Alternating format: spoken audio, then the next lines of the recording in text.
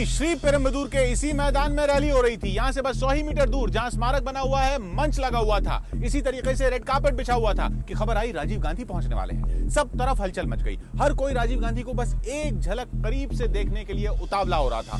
मंच पर musical program चल रहा था, उसे रोका गया। रोककर रैली के ऑर्गेनाइजर एजे दोस्त ने माइक अपने हाथ में लिया और घोषणा करने लगे कि राजीव गांधी की गाड़ी किसी भी वक्त यहां पहुंच सकती है। जिन जिन लोगों की ड्यूटी राजीव गांधी के स्वागत के लिए लगाई गई है, वो रेड कार्पेट के पास अपनी अपनी पोजीशन ले लें। राजीव गांधी किसी भी वक्त पहुंचने वाले हैं। और मंच से कुछ ही दूरी पर कांग्रेस की कार्यकर्ता लता कन्नन भी रेड कार्पेट पर राजीव गांधी के स्वागत के लिए खड़ी हो गई।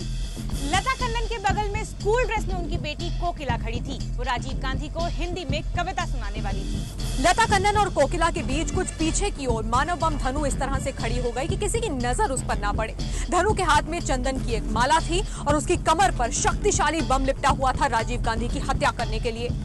जैसे ही राजीव गांधी के आने की घोषणा हुई, वैसे ही उनकी हत्या का मास्टरमाइंड शिवरासन मंच से करीब 5 मीटर की दूरी पर रेड कार्पेट के बाईं तरफ आकर खड़ा हो गया।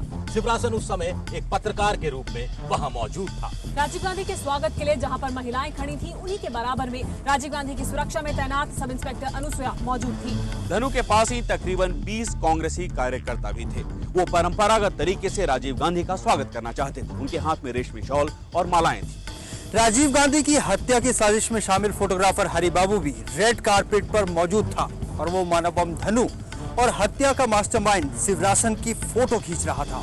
तभी करीब 10:15 बजे राजीव गांधी की गाड़ी मैदान में दाखिल हुई और रेड कार्पेट के पास आकर खड़ी हो गई। यानी मंच से सिर्फ 20 मीटर दूर थे राजीव गांधी और अपनी मौत से बेखबर मानव बम धनु से सिर्फ 10 मीटर दूर।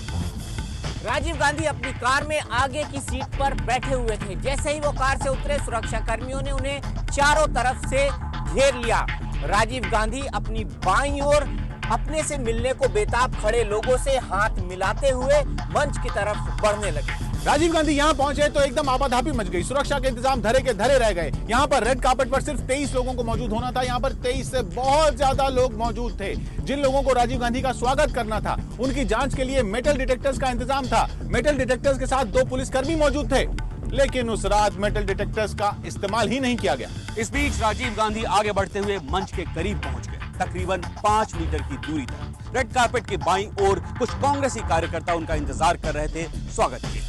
अब आगे बढ़ते हुए राजीव गांधी लगभग 5 मीटर दूर अपनी दाहिनी तरफ स्वागत के लिए खड़ी लता और कोकिला के नजदीक पहुंच गए। राजीव गांधी अब अपनी मौत के बेहद पास खड़े थे, क्योंकि मानव बम धनु लता और कोकिला के पीछे खड़ी होकर उनका इंतजार कर रही थी। और जैसे ही राजीव गांधी कांग्रेस कार्यकर्ता लता कन्नन के पास पहुंचे, तो लता कन्नन ने उनका परिचय अपनी बेटी कोकिला से करवाया और कहा कि वो उन्हें हिंदी में कविता पढ़कर सुनाना चाहती है। जैसे ही राजीव गांधी कोकिला के पास पहुंचे, उसने उन्हें कविता सुनाई। कोकिला राजीव गांधी को कविता पढ़कर सुना रही थी और मानव बम धनु इसी तरह से पीछे खड़ी रही। कोकिला ने जैसे ही हिंदी में कविता पढ़कर सुनाई, राजीव गांधी ने कंधा थपथपाकर उसे शाबाशी दी। राजीव गांधी ने कोकिला को शाबाशी दी और मौके की ताक में घात लगाए खड़ी धनु अचानक से एक कदम आगे बढ़ी और राजीव गांधी के बेहद नजदीक पहुंच गई। वो राजीव गांधी को माला पहनाने की कोशिश करने लगी। जैसे ही मानव बम धनु आगे राजीव गांधी की तरफ बढ़ी, सब इंस्पेक्टर अनुसुया की नजर उस पर पड़ी। सब इंस्पेक्टर अनुसुया मानव बम धनु को राजीव गांधी के पास जाने से रोकना चाहती थी। राजीव गांधी ने जैसे ही सब इंस्पेक्टर अनुसुया को धनु को रोकते हुए देखा, उन्होंने तुरंत इशारा करके सब इंस्पेक्टर अनुसुया से धनु को उनके पास आने देने को कहा। राजीव गांधी के मना करने पर सब इंस्पेक्टर अनुसुया सहम गई और मानव बम धनु को राजीव गांधी के पास जाने से नहीं रोक सकी। जैसे ही मानव बम धनु राजीव गांधी के पास पहुंची, वैसे ही करीब खड़ा शिवरासन कुछ परे हट गया। इसी बीच फोटोग्राफर हरिबाबू राजीव गांधी, धनु, लता और कोकिला की हर तस्वीर बेहद नजदीक से अपने कैमरे में कैद कर रहा था। राजीव गांधी अपनी मौत से बिल्कुल बेखबर, अपनी मौत यानी मानव बम धनु के बिल्कुल सामने खड़े थे। आखिरकार 21 मई 1991 की उस रात घड़ी की सुई 10:20 पर पहुंची। मानव बम धनु राजीव गांधी के बेहद नजदीक थी, उन्हें माला पहनाने की कोशिश कर रही थी और उसके चेहरे पर घबराहट जरा भी नजर नहीं आ रही थी। धनु ने जैसे ही माला पहनाने के लिए अपने दोनों हाथ आगे बढ़ाए, राजीव गांधी ने थोड़ा झुककर माला पहन ली। माला पहनाई धनु ने राजीव गांधी को और उसके बाद उनके पैर छूने के बहाने वो जरा सा नीचे झुकी। जैसे ही धनु नीचे झुकी, उसने अपने दाहिने हाथ से अपनी कमर पर पीछे की ओर बंधे बम का बटन दबा दिया और बटन दबते ही ऐसा धमाका हुआ कि सब दहल उठे, मानो वक्त कुछ देर के लिए थम गया हो। किसी को समझ में नहीं आया क्या हुआ है। ऐसा सन्नाटा छा गया पल भर के लिए। लेकिन जब तक ये सन्नाटा टूटा, जब तक ये खामोशी टूटी, सब कुछ खत्म हो चुका था। पल भर पहले ही हंसते मुस्कुराते अपने समर्थकों से गर्मजोशी से मिलते राजीव गांधी मंच की तरफ बढ़ रहे थे और पल भर में ही उनका सफर हमेशा के लिए थम चुका था। किसी को अपनी आंखों पर यकीन ही नहीं हुआ।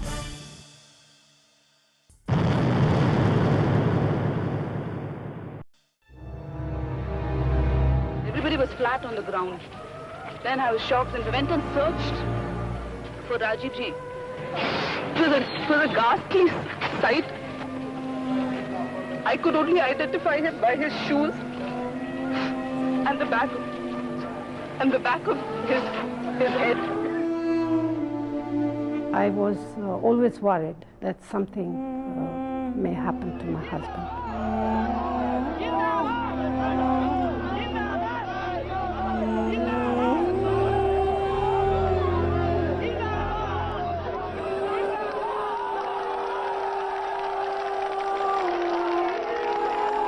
गांव से मैं आया सो आदमी, आज ये पोजीशन को है बोले तो वही फैमिली, इससे ज्यादा मुझे कुछ नहीं चाहिए। एक गरीब आदमी इतना बड़ा पोजीशन, तो मैं उस फैमिली को कभी नहीं छोड़ता हूँ।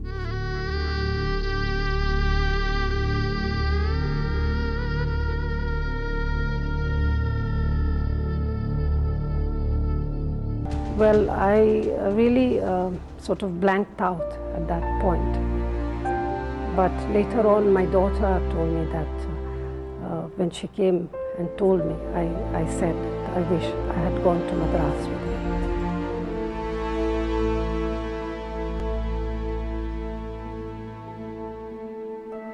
Whenever you are flying, these memories keep coming back.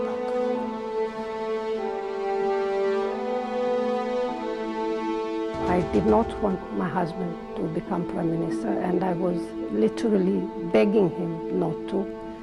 And I told him that I didn't want him to do it because they would kill him. He would be killed. And my husband answered, I would be killed in any case. It comes to having to die for what you believe in. I don't hesitate. I don't hesitate.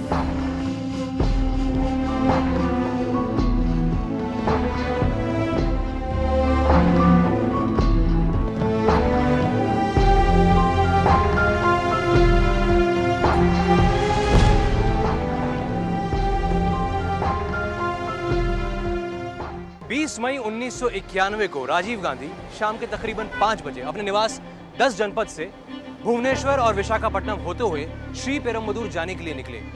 Shri पेरम्बदूर उन्हें 21 मई को पहुंचना था। शाम के 8:30 बजे उनकी वहां पर सभा थी। यूं तो राजीव गांधी की ये आखिरी चुनावी यात्रा थी, लेकिन ये उनकी जिंदगी का भी आखिरी सफर बन गया। इधर 20 मई की शाम 5 बजे राजीव गांधी अपने निवास 10 जनपद से श्री पेरम्बदूर के लिए निकले। वहीं उसी वक्त चेन्नई में शाम के 5 बजे नलिनी के घर पर राजीव गांधी की हत्या की साजिश की फाइनल मीटिंग शुरू हुई। 20 मई 1991 सोमवार का दिन, दिल्ली में लोकसभा के मध्यावधि चुनाव के लिए वोट डालने का दिन। राजीव गांधी का दिल्ली में ये आखिरी दिन था। सत्ता में वापसी की उम्मीद लिए राजीव गांधी सुबह करीब 8 बजे अपनी पत्नी सोनिया गांधी के साथ 10 जनपद से वोट डालने के लिए निकले।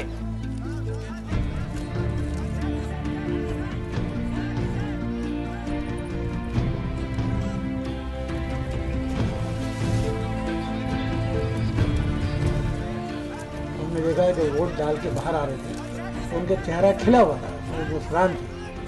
तो उन्होंने मेरी तरफ देखा, तो मैंने कहा आज तो आप बड़े खुश नज़र आ रहे हैं।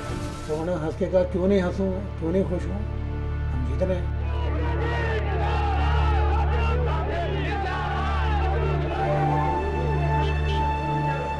बाद वो उत्तर प्रदेश के लिए रवाना हो गए, जहां पर उन्हें चुनावी दौरा करना था। इससे हमारी कोशिश ये होगी, पहले वो सर्विसेज में हो, चाहे दूसरी नौकरी में हो, चाहे जैसी भी हो। शाम को लगभग 4 बजे वो वापस 10 जनपद आए। भुवनेश्वर जाना था, तो वो कह रहे थे कि मैं थोड़ा घर हो गया हूँ, बिकॉज प्रॉब्ली सोनिया जी भी वापस आ गई होंगी। राजीव गांधी शाम को उड़ीसा के लिए निकलने वाले थे। शाम लगभग 5 बजे वो अपनी पत्नी सोनिया गांधी और अपनी बेटी प्रियंका गांधी से आखिरी बार मिलकर एयरपोर्ट के लिए रवाना हुए। राजीव गांधी को उड़ीसा और आंध्र प्रदेश के भीतरी भागों का दौरा करते हुए तमिलनाडु जाना था, जहां पर उन्हें चेन्नई से 48 किलोमीटर दूर श्रीपेरम्बदूर 21 मई 1991 यानी मंगलवार की रात पहुंचना था।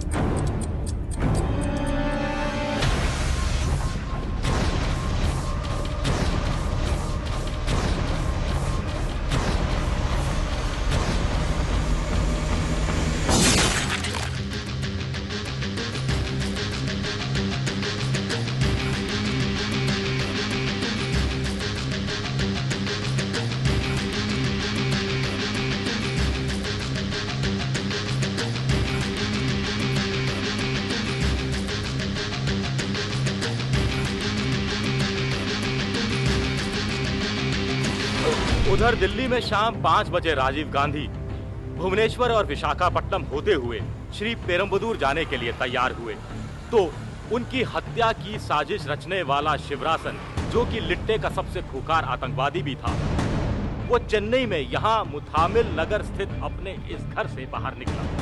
वो नल्ली की माँ पद्मा के घर जा रहा था, उस पद्मा के घर जहाँ शाम 6 बजे उसने एक जरूरी बैठक बुलाई थी, जिसमें मानव बम धनु, सुबह फोटोग्राफर हरि बाबू और नल्ली को मौजूद रहना था।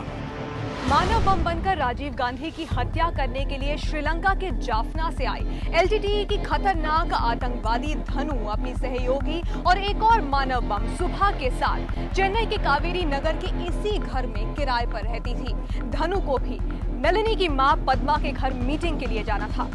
20 मई 1991 की शाम यानी राजीव गांधी की हत्या से ठीक एक दिन पहले मानव बम सुबह अपनी सहयोगी और मुख्य मानव बम धनु के साथ इसी घर से निकल पड़ी। मकसद था राजीव गांधी की हत्या की साजिश के लिए आखिरी मीटिंग करना और इसके लिए उन्हें जाना था पद्मा के घर। यही था राजीव गांधी की हत्या से ठीक पहले। राजीव गांधी की हत्या के लिए श्रीपेरम्बदूर पहुंचे एलटीटीई के अपराधी शिवरासन, धनु, सुब्बा और नलिनी की फोटो खींचने वाले फोटोग्राफर हरिबाबू का घर। 20 मई की शाम फोटोग्राफर हरिबाबू राजीव गांधी की हत्या में अपनी भूमिका को समझने के लिए पद्मा के घर होने वाली मीटिंग में शामिल होने के लिए शाम 5 बजे रवाना हो गया। यह है राजीव गांधी की हत्या की साजिश में एलटीटीई का साथ देने वाली नलिनी का दफ्तर। नलिनी चेन्नई के एनाबॉन्ड सिलिकॉन्स के इसी दफ्तर में बतौर असिस्टेंट काम करती थी। वो अपनी मां से अलग रहती थी, लेकिन अक्सर अपनी मां पद्मा से मिलने उसके घर जाया करती थी। नलिनी की वजह से पद्मा से शिवरासन और उसकी टीम के दूसरे अपराधियों की भी जान पहचान हो गई थी। लिहाजा 20 मई की शाम 5 बजते ही दफ्तर खत्म हुआ और नलिनी राजीव गांधी की हत्या की आखिरी साजिश में शामिल होने के लिए यहाँ से अपनी मां पद्मा के घर के लिए रवाना हो गई। ये पूरा ग्रुप लगातार मूव कर रहा था। ये चेन्नई में थे, चेन्नई के आसपास थे। इनको तैयार करके लाया गया था, इसमें कोई शक की बात नहीं। धनु के अलावा शुभा एक दूसरी महिला थी, वो भी साथ आई थी, उसको ऑल्टरनेटिव के तौर पर रखा गया था। ये सारे लोग इकट्ठे ही थे और नल्ली के परिवार से इनका बहुत गहरा ताल्लुक था।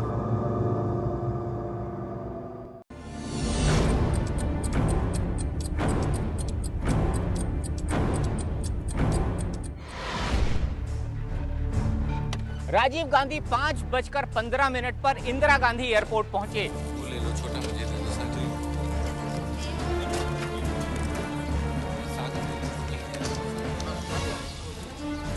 इस बार भी राजीव गांधी ने खुद ही विमान उड़ाने का फैसला किया और विमान के पायलट कैप्टन चंडू उनके बगल में को पायलट बनकर बैठ गए। राजीव गांधी के विमान ने 5:30 पर दिल्ली के इंदिरा गांधी एयरपोर्ट से भुवनेश्वर के लिए उड़ान भरी।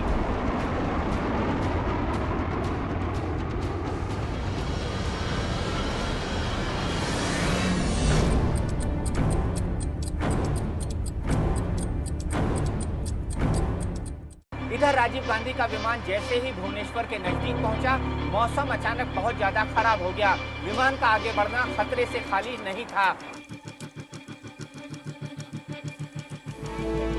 राजीव गांधी रात करीब 8:30 बजे भुवनेश्वर एयरपोर्ट पर उतरे। उस वक्त यहाँ हल्की बारिश हो रही थी।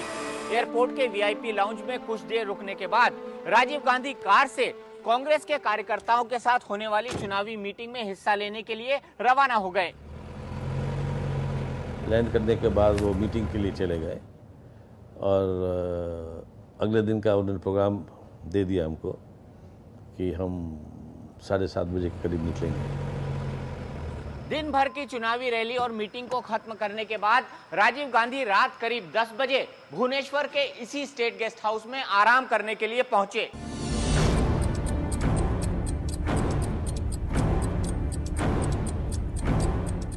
एक तरफ राजीव गांधी कटक और भुवनेश्वर में अपने कांग्रेसी कार्यकर्ताओं के साथ चुनावी रणनीति को मजबूती दे रहे थे, दूसरी तरफ यहीं चेन्नई के रोयापेट इलाके में नलिनी की मां पद्मा के घर पर साजिशकर्ता अपनी साजिश को अंजाम तक पहुंचाने के तरीके ढूंढ रहे थे। उधर राजीव गांधी अपनी चुनावी सभाओं में कांग्रेस के एजेंडा को जनता के बीच में रखने में, उन्हें समझाने में लगे हुए थे। तो इधर चेन्नई में शिवराजन ने जो लिट्टे की टीम जुटाई थी, जो राजीव गांधी की हत्या के लिए यहाँ जुटी हुई थी, उस टीम को समझाने में शिवराजन अपने तरीके से लगा हुआ था। शिवराजन उन्हें समझा रहा था कि 21 मई को श्री पेरम्बदूर में होने वाली राजीव गांधी की रैली में कौन कब कैसे पहुंचेगा। जब राजीव गांधी रेड कारपेट पर होंगे उस समय शिवराजन कहां मौजूद होगा, नलिनी कहां होगी, मानव बम धनु उस समय राजीव गांधी के पास पहुंचने के लिए क्या क्या उपाय करेगी और फोटोग्राफर हरि बाबू क्या कर रहा होगा। इसी मीटिंग में तय किया गया कि फोटोग्राफर हरि बाबू कुम्हार हैंडीक्राफ्ट्स की दुकान से चंदन की माला खरीदकर और अपना कैमरा लेकर शाम करीब 5 बजे ब्रॉडवे मुस्लिम बस स्टैंड पहुंच जाएगा और वहां पर शिवराजन, धनु, सुबा और नलिनी का इंतजार करेगा। शिवराजन ने नलिनी को अपने दफ्तर से आधे दिन की छुट्टी लेकर 3 बजे अपने घर पर उनका इंतजार करने के लिए कहा। पद्मा के घर पर चल रही मीटिंग लगभग 4 घंटे तक चली और ये मीटिंग करीब खत्म हुई करीब 10 बजे। और मीटिंग खत्म होते ही शिवराजन, धनु, नलिनी और सुबह अपने अपने घर की ओर चल पड़े।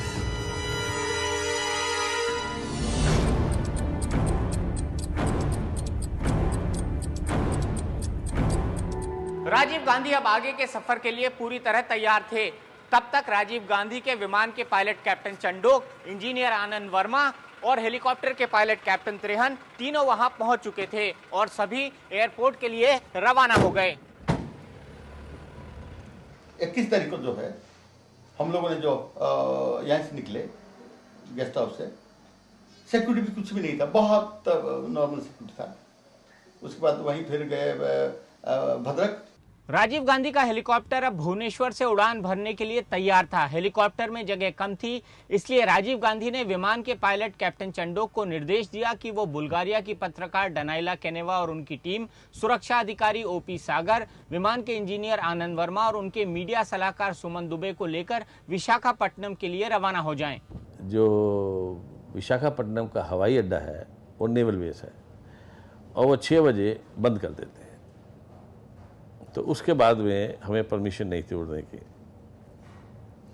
तो हमने सब कुछ एडजस्ट करके वहाँ से टेक ऑफ करके फिर जाना था।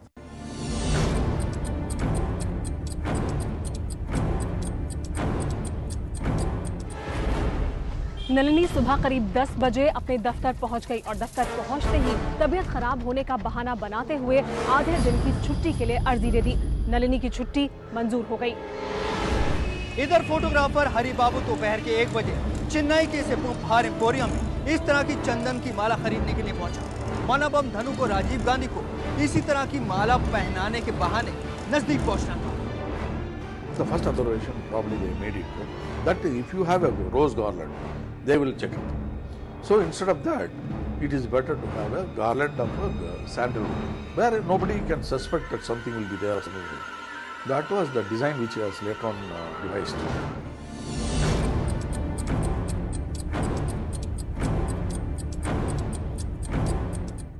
इधर राजीव गांधी उड़ीसा के गुनपुर में चुनावी रैली खत्म करने के बाद करीब 2 बजे हेलीकॉप्टर से आंध्र प्रदेश के श्रीकाकुलम के लिए रवाना हो गए।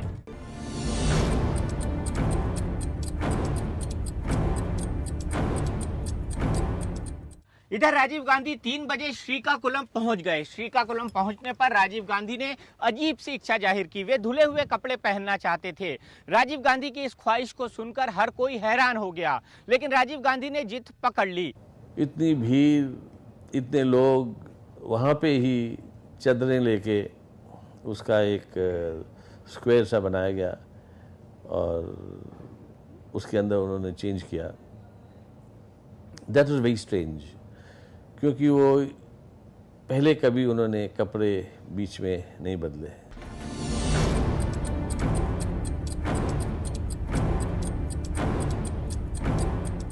इस बीच शिवरासन, धनु और सुभा दोपहर करीब 3:15 बजे नलिनी के घर पहुंच गए। नलिनी पहले से ही उनका इंतजार कर रही थी।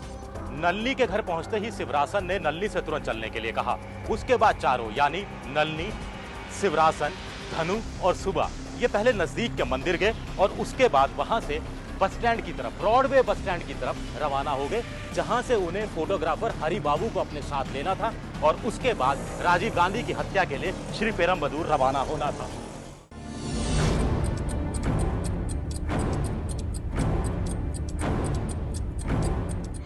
विजयनगर होते हुए राजीव गांधी शाम 5 बजे विशाखापट्टनम के इसी यूनिवर्सिटी ग्राउंड में हेलीकॉप्टर से उतरे।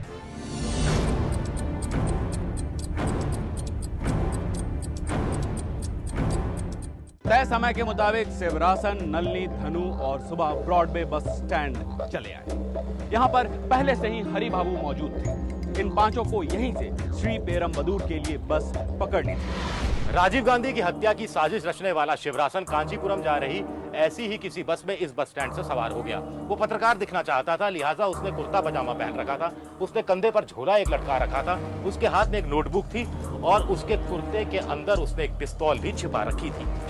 मानव बम बनकर राजीव गांधी की हत्या करने के लिए तैयार धनु भी इसी बस में सवार हो गई। धनु ने सलवार कुर्ता पहना था, लेकिन उसने सलवार कुर्ते के नीचे कमर पर वो खतरनाक बम बांधा हुआ था जिससे वो राजीव गांधी की हत्या करने वाली थी। धनु के साथ श्रीलंका से चेन्नई पहुंची एक और मानव बम सुबह भी उस बस में सवार हो गई। सुबह ने उस वक्त साड़ी पहन रखी थी। प्रभाकर ने उसे खास तौर से मानव बम धनु के विकल्प के तौर पर चेन्नई भेजा था। राजीव गांधी की हत्या की साजिश रचने वाले शिवरासन का साथ देने वाली नलिनी भी इसी बस में सवार हो गई। श्री पेरम्बदूर में होने वाली रैली में राजीव गांधी की हत्या की तस्वीरों लेने की पूरी तैयारी कर चुका फोटोग्राफर हरि बाबू भी अपना चिनॉन कैमरा लेकर बस में सवार हो गया और बस श्री पेरम्बदूर के लिए रवाना हो गई।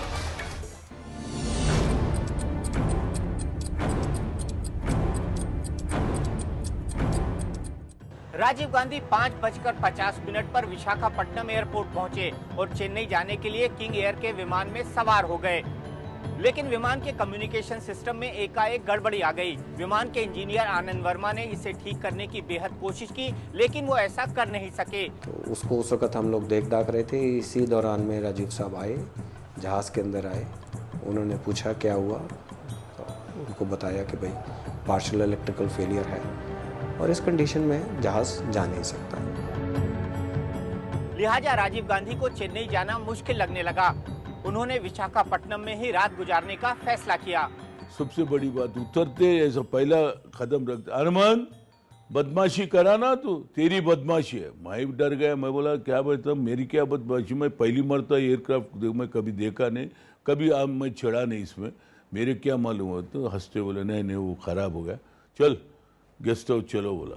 राजीव गांधी विशाखापट्टनम के इसी एयरपोर्ट से निकलकर सर्किट हाउस के लिए रवाना हो गए, लेकिन वक्त को कुछ और ही मंजूर था। एक बार फिर उनकी मौत उन्हें खींचकर वापस एयरपोर्ट ले आई। जब सर्किट हाउस पहुंचे तो वहाँ मैसेज था कि कांग्रेस प्रेसिडेंट ने आपको वापस एयरपोर्ट बुलाया है, जहाज ठीक हो गया। इमीडिएट राजीव जी बोले गाड़ी पलटाओ, इतना ही बस। राजीव गांधी इतनी तेजी से वापस लौटे कि उनके साथ दूसरी कार में चल रहे उनके सुरक्षा अधिकारी ओपी सागर, बुल्गारिया की पत्रकार डनाइला और हेलीकॉप्टर के कैप्टन त्रेहन तीनों पीछे छूट गए। जब तक वो एयरपोर्ट पहुंचते, राजीव गांधी चेन्नई के लिए रवाना हो चुके थे।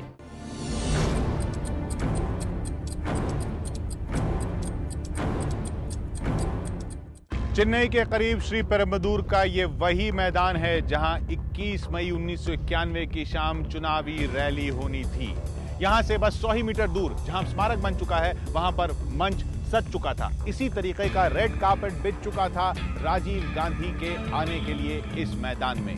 राजीव गांधी श्रीपेरुंबदूर के लिए विशाखापट्टनम से करीब 6:15 बजे निकले और यहां 6:30 बजे चुनावी रैली में लोग जुटना शुरू हो गए थे। लोगों को बांधे रखने के लिए, लोगों को लुभाने के लिए यहां पर शंकर गणेशन का ये म्यूजिकल प्रोग्राम मंच पर शुरू हो गया।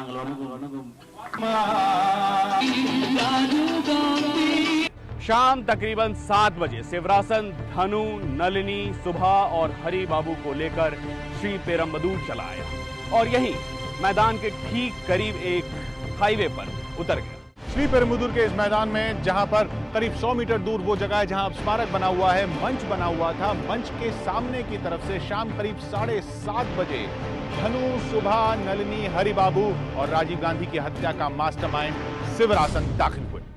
दरअसल उस रात श्रीपेरुंबदूर के इस मैदान में जहां आगे चलकर 100 मीटर दूरी पर अभी स्मारक बना हुआ है, जहां मंच बना था, इस तरफ मंच बना हुआ था और ये रास्ता था, रेड कार्पेट बिछा हुआ था जिस रेड कार्पेट से राजीव गांधी को आना था। जो इंतजाम किए गए थे वो राजीव गांधी की सुरक्षा के लिए नाकाफी थे, इसलिए क्योंकि एक तरफ तो बैरिकेडिंग की गई थी, इस तरफ ये दाहिनी तरफ तो बैरिकेडिंग की गई थी कि राजीव गांधी के करीब लोग ना आ सकें, लेकिन बाईं तरफ जगह खुली थी।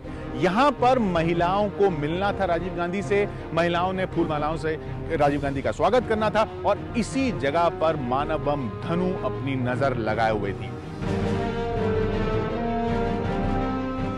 राजीव गांधी को देखने के लिए भीड़ का जुटना शुरू हो गया था। उधर सुरक्षा इंतजाम की खामियों का शिवरासन पूरी तरह से जायजा ले चुका था। वो ये भी देख चुका था कि राजीव गांधी किस तरह मंच तक पहुंचेंगे। इसके बाद शिवरासन ने अपनी टीम के सभी सदस्यों को निर्देश देने शुरू किए। शिवरासन ने धनु से कहा कि अगर उसे राजीव गांधी के और करीब पहुंचना है तो रेड कार्पेट के पास खड़ी महिलाओं से उसे दोस्ती करनी ही होगी। इसके अलावा नलिनी और सुभा से कहा गया कि वो महिलाओं के बैठने वाली जगह पर जाकर बैठें। फोटोग्राफर हरि बाबू से कहा गया कि जैसे ही राजीव गांधी चुनावी सभा में पहुंचे वैसे ही वो तस्वीरें लेने का सिलसिला शुरू कर दे। While I was doing bandobast duty near the red carpet area, 3 persons came from the back side of the rostrum towards the red carpet area. I asked them to go away from that place. One man was having camera. That lady was having sandal beads garland. One man wearing kurta pajama. मानव बम धनु के लिए सबसे बड़ी चुनौती थी कि वो red carpet पर मौजूद दूसरी महिलाओं में इस तरह से घुल मिल जाए कि किसी को भी उस पर शक न हो। धनु ने सबसे पहले वहां पर मौजूद कांग्रेस कार्यकर्ता लता कन्नन और उनकी बेटी की गतिविधियों पर नजर रखी और उसके बाद धीरे धीरे जाकर वो उनके बगल में खड़ी हो गई। लता कन्नन वहां पर मौजूद थी, उनकी बेटी कोकिला वहां पर मौजूद थी और वहीं पर खड़ी हो गई जाकर धनु। धनु के हाथ में चंदन की एक कीमती माला थी, लिहाजा वहां पर मौजूद दूसरे लोगों को लग रहा था कि वो भी कांग्रेस की एक कार्यकर्ता है और उसे भी राजीव गांधी के स्वागत की इजाजत मिली हुई है। Yes, there was a lot of crowding, as you can see from the videos, all that later on. There was chaos, partly because of the confusion among the organizers, and partly because the police on the spot did not assert themselves to ensure everything is done properly. धनु जो human bomb थी, ultimately जिसने assassinate किया इनको राजीव गांधी, वो पहुंची भी party worker के साथ। कुछ फोटो वगैरह जो आई वो दिखा के उनके पास थी। रेड कार्पेट पर मौजूद लता कन्नन की बेटी कोकिला राजीव गांधी को हिंदी में कविता पढ़कर सुनाना चाहती थी, लिहाजा लता कन्नन ने श्रीपेरुंबदूर के कांग्रेस के उम्मीदवार मरगतम चंद्रशेखर की बेटी लता प्रिया कुमार से खास तौर से इसकी इजाजत ली। शिवरासन के प्लान के मुताबिक नलिनी और सुभा को धनु से अलग रहना था ताकि किसी को भी धनु पर शक न हो, लिहाजा दोनों महिलाओं के लिए बनाए गए घेरे में जाकर बैठ गईं और वहां से धनु और शिवरासन की गतिविधियों पर नजर रखने लगी। हरि बाबू के कैमरे से ली गई इस तस्वीर में साफ तौर पर देखा जा सकता है नलिनी और सुभा कितनी घबराई हुई थी।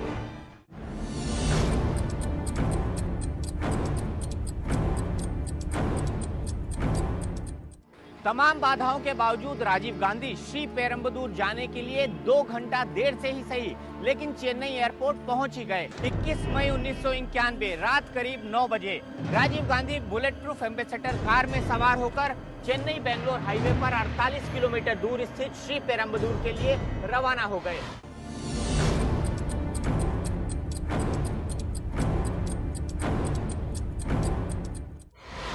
राजीव गांधी का काफिला रात लगभग 9:20 पर चेन्नई से 23 किलोमीटर दूर पोरूर पहुंचा।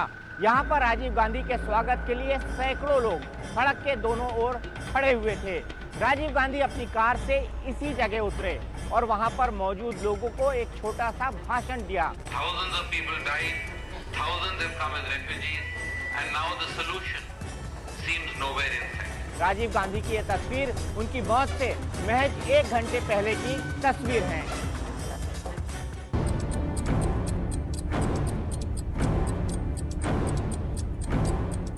यहीं श्री पेरुम्बदूर के इसी मैदान में रैली हो रही थी। यहां से बस 100 ही मीटर दूर जहां स्मारक बना हुआ है, मंच लगा हुआ था, इसी तरीके से रेड कार्पेट बिछा हुआ था कि खबर आई राजीव गांधी पहुंचने वाले हैं। सब तरफ हलचल मच गई। हर कोई राजीव गांधी को बस एक झलक करीब से देखने के लिए उतावला हो रहा था।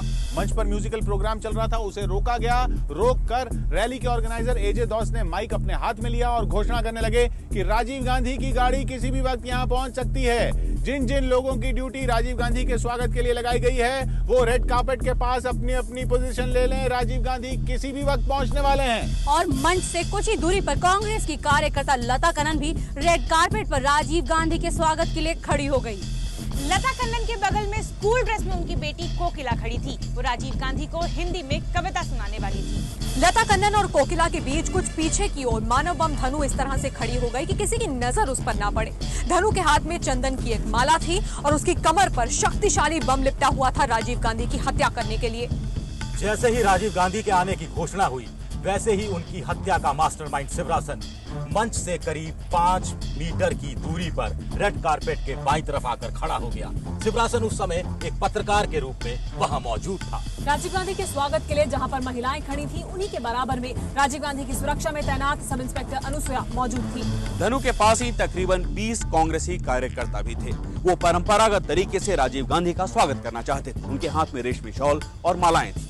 राजीव गांधी की हत्या की साजिश में शामिल फोटोग्राफर हरिबाबू भी रेड कारपेट पर मौजूद था और वो मानव बम धनु और हत्या का मास्टरमाइंड शिवरासन की फोटो खींच रहा था।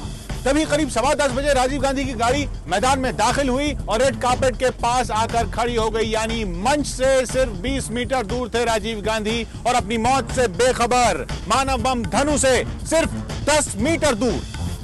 राजीव गांधी अपनी कार में आगे की सीट पर बैठे हुए थे। जैसे ही वो कार से उतरे, सुरक्षा कर्मियों ने उन्हें चारों तरफ से घेर लिया। राजीव गांधी अपनी बाईं ओर अपने से मिलने को बेताब खड़े लोगों से हाथ मिलाते हुए मंच की तरफ बढ़ने लगे। राजीव गांधी यहाँ पहुंचे तो एकदम आपाधापी मच गई। सुरक्षा के इंतजाम धरे के धरे रह गए। यहाँ पर रेड कार्पेट पर सिर्फ 23 लोगों को मौजूद होना था। यहाँ पर 23 से बहुत ज्यादा लोग मौजूद थे। जिन लोगों को राजीव गांधी का स्वागत करना था, उनकी जांच के लिए मेटल डिटेक्टर्स का इंतजाम था। मेटल डिटेक्टर्स के साथ 2 पुलिसकर्मी मौजूद थे, लेकिन उस रात मेटल डिटेक्टर्स का इस्तेमाल ही नहीं किया गया। इस बीच राजीव गांधी आगे बढ़ते हुए मंच के करीब पहुंच गए। तकरीबन 5 मीटर की दूरी तक रेड कार्पेट के बाईं ओर कुछ कांग्रेसी कार्यकर्ता उनका इंतजार कर रहे थे स्वागत के। अब आगे बढ़ते हुए राजीव गांधी लगभग 5 मीटर दूर अपनी दाहिनी तरफ स्वागत के लिए खड़ी लता और कोकिला के नजदीक पहुंच गए। राजीव गांधी अब अपनी मौत के बेहद पास खड़े थे, क्योंकि मानव बम धनु लता और कोकिला के पीछे खड़ी होकर उनका इंतजार कर रही थी। और जैसे ही राजीव गांधी कांग्रेस कार्यकर्ता लता कन्नन के पास पहुंचे, तो लता कन्नन ने उनका परिचय अपनी बेटी कोकिला से करवाया और कहा कि वो उन्हें हिंदी में कविता पढ़कर सुनाना चाहती है। जैसे ही राजीव गांधी कोकिला के पास पहुंचे, उसने उन्हें कविता सुनाई। कोकिला राजीव गांधी को कविता पढ़कर सुना रही थी और मानव बम धनु इसी तरह से पीछे खड़ी रही। कोकिला ने जैसे ही हिंदी में कविता पढ़कर सुनाई, राजीव गांधी ने कंधा थपथपाकर उसे शाबाशी दी। राजीव गांधी ने कोकिला को शाबाशी दी और मौके की ताक में घात लगाए खड़ी धनु अचानक से एक कदम आगे बढ़ी और राजीव गांधी के बेहद नजदीक पहुंच गई। वो राजीव गांधी को माला पहनाने की कोशिश करने लगी। जैसे ही मानव बम धनु आगे राजीव गांधी की तरफ बढ़ी, सब इंस्पेक्टर अनुसुया की नजर उस पर पड़ी। सब इंस्पेक्टर अनुसुया मानव बम धनु को राजीव गांधी के पास जाने से रोकना चाहती थी। राजीव गांधी ने जैसे ही सब इंस्पेक्टर अनुसुया को धनु को रोकते हुए देखा, उन्होंने तुरंत इशारा करके सब इंस्पेक्टर अनुसुया से धनु को उनके पास आने देने को कहा। राजीव गांधी के मना करने पर सब इंस्पेक्टर अनुसुया सहम गई और मानव बम धनु को राजीव गांधी के पास जाने से नहीं रोक सकी। जैसे ही मानव बम धनु राजीव गांधी के पास पहुंची, वैसे ही करीब खड़ा शिवरासन कुछ परे हट गया। इसी बीच फोटोग्राफर हरिबाबू राजीव गांधी, धनु, लता और कोकिला की हर तस्वीर बेहद नजदीक से अपने कैमरे में कैद कर रहा था। राजीव गांधी अपनी मौत से बिल्कुल बेखबर, अपनी मौत यानी मानव बम धनु के बिल्कुल सामने खड़े थे। आखिरकार 21 मई 1991 की उस रात घड़ी की सुई 10:20 पर पहुंची। मानव बम धनु राजीव गांधी के बेहद नजदीक थी, उन्हें माला पहनाने की कोशिश कर रही थी और उसके चेहरे पर घबराहट जरा भी नजर नहीं आ रही थी। धनु ने जैसे ही माला पहनाने के लिए अपने दोनों हाथ आगे बढ़ाए, राजीव गांधी ने थोड़ा झुककर माला पहन ली। माला पहनाई धनु ने राजीव गांधी को और उसके बाद उनके पैर छूने के बहाने वो जरा सा नीचे झुकी। जैसे ही धनु नीचे झुकी, उसने अपने दाहिने हाथ से अपनी कमर पर पीछे की ओर बंधे बम का बटन दबा दिया और बटन दबते ही ऐसा धमाका हुआ कि सब दहल उठे, मानो वक्त कुछ देर के लिए थम गया हो। किसी को समझ में नहीं आया क्या हुआ है। ऐसा सन्नाटा छा गया पल भर के लिए, लेकिन जब तक ये सन्नाटा टूटा, जब तक ये खामोशी टूटी, सब कुछ खत्म हो चुका था।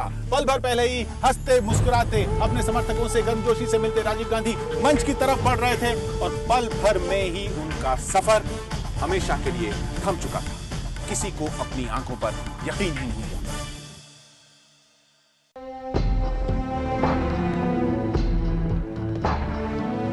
I am young, and I too have a dream. I dream of an India strong, independent, self-reliant, and on the front rank of the nations of the world in the service of mankind.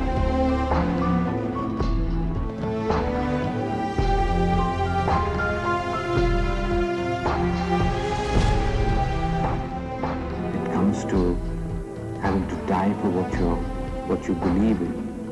I don't hesitate. I don't hesitate.